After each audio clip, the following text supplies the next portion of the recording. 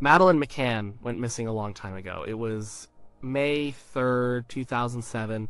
She was a 3-year-old girl. She was on holiday with her parents, Kate and Jerry McCann, and her younger twin siblings. They were in Praia da Luz, a resort town in Portugal. The family was staying in an apartment at the Ocean Club Resort.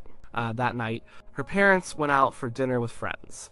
They were at a tapas restaurant, just a short walk from their apartment. They had a system. One of them would check on the children every half hour or so. It was Gary's turn to check first around 9 p.m. He found the children sleeping soundly. Then Kate went to check a little after 10 p.m. That's when she found Madeleine's bed empty. The window was open.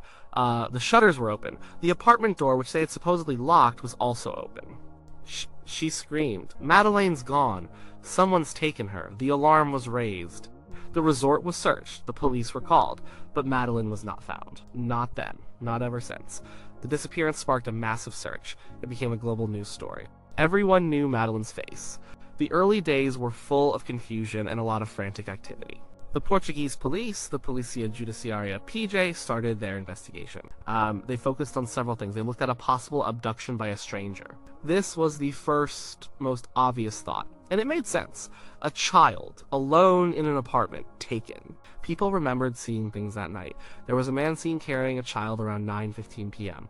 He was walking towards the beach. He was described as a white man, possibly British, with dark hair. This sighting came from a McCann family friend, Jane Tanner. She said she saw him walking away from the apartment block. This seemed like a crucial lead, but it led nowhere for a long time.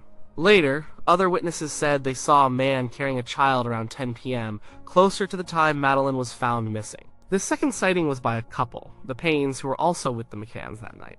They saw a man walking down the street with a child in pink pajamas. This description also became important. But then, things got complicated. The investigation started to look at the McCanns themselves. This was shocking. The police, led by Goncalo Amaral, began to suggest the parents were involved. They said maybe Madeleine had died in the apartment by accident, and then the parents had hidden her body. This theory gained some traction, especially in the Portuguese media. The parents were declared arguidos as suspects. This meant they had to answer questions. Their travel was restricted for a time. The evidence for this theory was shaky. The police found traces of blood and DNA in the apartment and in a car the McCanns rented weeks after Madeleine went missing. They used sniffer dogs from the UK, specially trained to detect human remains and blood. The dogs seemed to react. This was a big deal, but forensic analysis of these samples was not conclusive. The DNA was mixed. It was difficult to say it was Madeleine's, and it was very hard to prove a body had been in the car, or that the apartment contained evidence of a death. The car wasn't even there when Madeleine disappeared. The parents always maintained their innocence. They fought hard against these accusations. They pointed out the inconsistencies. They were cleared as suspects later. The idea that the McCanns were involved quickly lost credibility with British and later German investigators. There was just no solid proof. It was largely based on suspicion and circumstantial interpretations that didn't hold up under scrutiny. The police in Portugal were criticized for their handling of the early investigation. They seemed to focus too much on the parents, perhaps missing other crucial leads. There were other people of interest too. Robert Murat was one. He was a British-Portuguese man who lived very close to the McCanns' apartment. He worked as an interpreter for the media in the early days of the search. He acted strangely, some said. His movements were questioned. He was also made an arguido. But again, no strong evidence linked him to the disappearance. He was eventually cleared. He sued several media outlets for libel and won. The years went by, the case went cold, the Portuguese police closed their investigation in 2008. But Madeleine's parents never gave up. They kept campaigning. They raised money. They kept the story alive. And then in 2011, the UK's Metropolitan Police launched its own review called Operation Grange. They looked at everything again. They found new lines of inquiry. They reopened the case in 2013.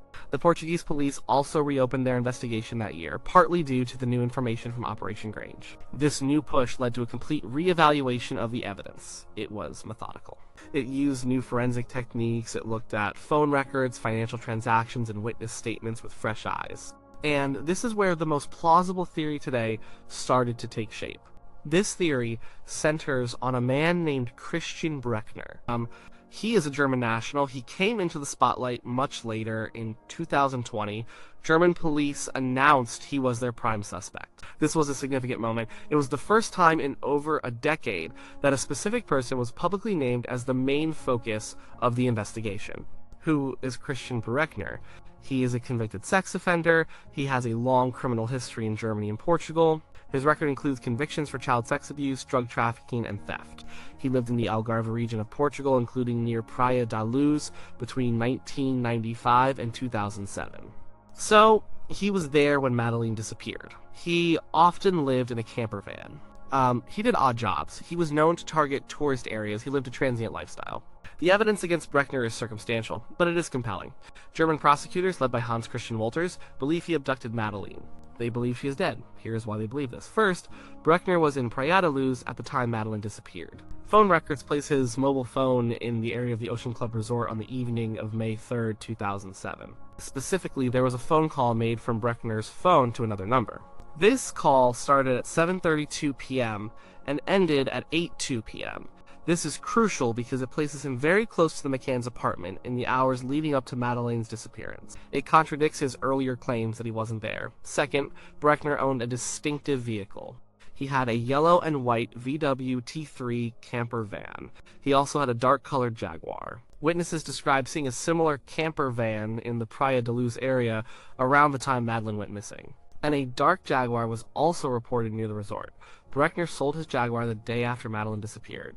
This quickly raised suspicions. Why sell a car so fast, right after a high-profile child disappearance in the area? Third, Brueckner reportedly discussed Madeleine's disappearance with a friend. This friend, a man named Manfred Seyferth, claimed Brueckner told him he had information about Madeleine. Seyferth said Brueckner once asked him why he never drove the Jaguar back to Germany. Brueckner allegedly told him the cops would never find the girl in it.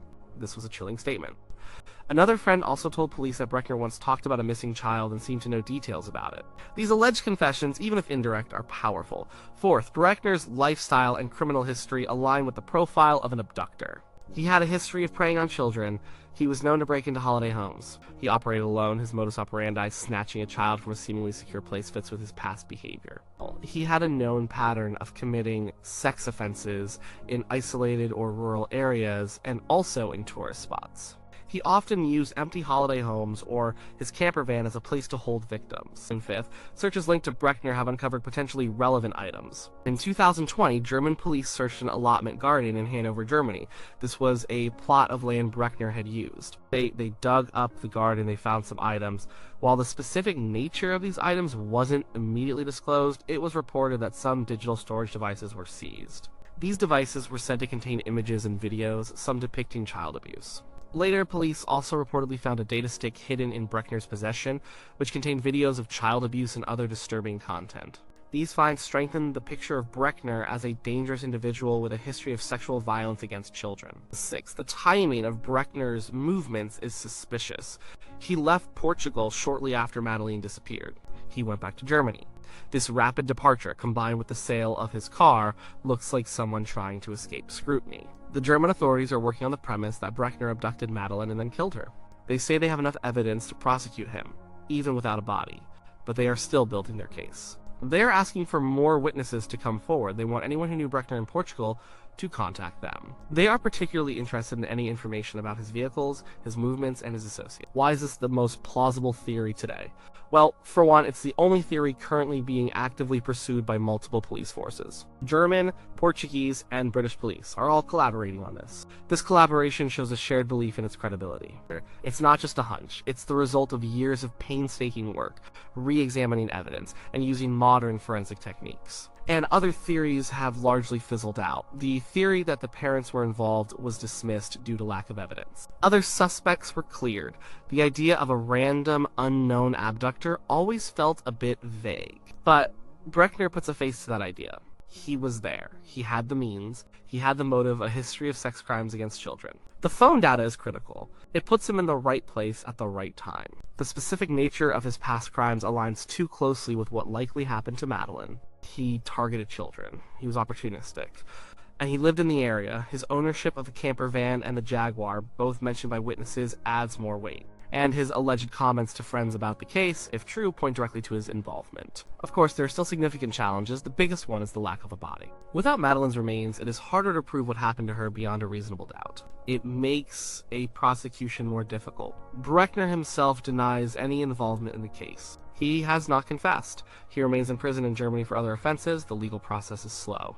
Gathering all the evidence, translating it, coordinating between different countries' legal systems, it all takes time. Our German prosecutors say they are confident they will eventually bring charges against Brueckner for Madeleine's abduction and murder.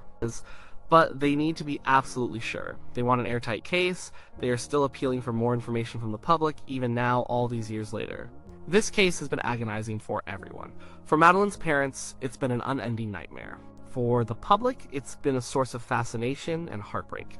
The naming of Christian Brueckner as the prime suspect has given a renewed sense of hope that answers might finally come. It feels like the closest the investigation has ever come to understanding what happened that night in Praia da Luz. It's a complex puzzle. Many pieces are still missing, but the picture that is emerging, with Brueckner at its center, is the clearest and most coherent one we have.